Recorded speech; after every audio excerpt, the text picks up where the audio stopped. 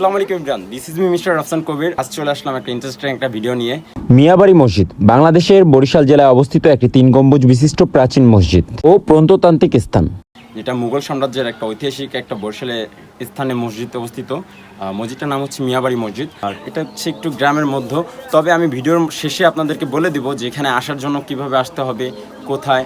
এই মসজিদটি প্রতিষ্ঠাতা করে থাকেন হায়াত মাহমুদ। পুরান ঢাকায় অবস্থিত শায়েস্তা খান নির্মিত কারতলব খান মসজিদের অনুকরণ হিসেবে এই মসজিদটি নির্মিত করা হয়। সো এভরিওয়ান, বরিশালের সকল দর্শনার্থীদের মন কেড়ে নেয় এমন একটি স্থান। আমি আপনাদেরকে পাখির চোখে দেখানোর চেষ্টা করব।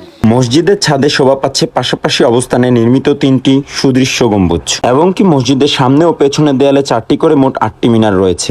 মিয়াবাড়ি মসজিদের পূর্ব দিকে অবস্থিত বিশাল আকার পুকুরটি মসজিদের সৌন্দর্য যোগ করেছে ভিন্ন মাত্রায়। 1800 শতকে এই মসজিদটি নির্মাণ করা হয়েছে বলে মনে করা হয়। মসজিদটি উঁচু একটি আয়তাকার বেসমেন্টের ওপর নির্মাণ করা হয়েছে, আর নিচের বেসমেন্টের কক্ষগুলো বর্তমানে মাদ্রাসা ছাত্রদের বসবাসের জন্য ব্যবহৃত হচ্ছে। দেখুন কেমন লাগছে, আর এই জায়গাটা খুব ভালো লাগছে। আর এরকম একটা ঐতিহাসিক একটা জায়গা আমাদেরকে অনেকটা শিক্ষা দেয়, আর ইতিহাস সম্পর্কে জানার অনেকটা অভিজ্ঞতা বাড়ে, আর এই জন্য আসা।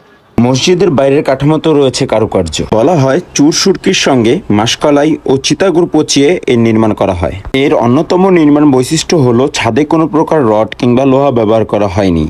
ইট, সুরকি ও চুরের মিশ্রণ দিয়ে তৈরি ছাদের পুরুত্ব প্রায় 1 ফুট। ইতিহাস আমাদেরকে অনেক কিছু শিক্ষা দেয়। সেটা হচ্ছে আমাদের পিছনে কি ছিল, সামনে কি হবে, বর্তমান কেমন থাকবে।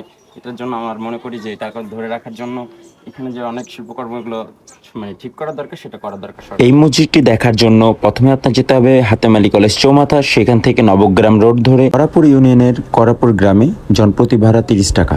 এই মসজিদের আপনার সিঁড়ির নিচে হচ্ছে 2টা কবর। মসজিদের দোতলায় ওঠার সিঁড়ির নিচে রয়েছে 2টি কবর, এর মধ্যে একটি ছোট। এর বিস্তারিত শুনবো এলাকার মানুষের থেকে। এই কবর সম্পর্কে আমার বাপদাদারা কেউ বলতে পারে না, আর আমরা ওরকম বলতে পারবো না।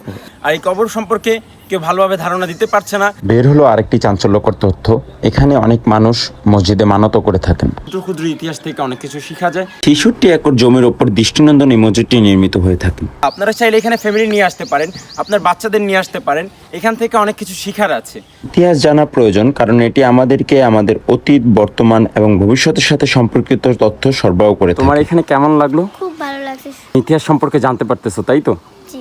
মসজিদের সকল কারুকার্যগুলো দর্শনার্থীদের মন কেড়ে নেয়। বরিশালবাসী দেরি না করে পরিবার নিয়ে এখনই চলে আসুন। আপনার জেলাতে কোন দর্শনীয় স্থান আছে সেটা কমেন্ট সেকশনে বলবেন, আর ভিডিওটি কেমন লাগলো সেটা জানাবেন। দেখা হচ্ছে নেক্সট ভিডিওতে। আল্লাহ হাফেজ।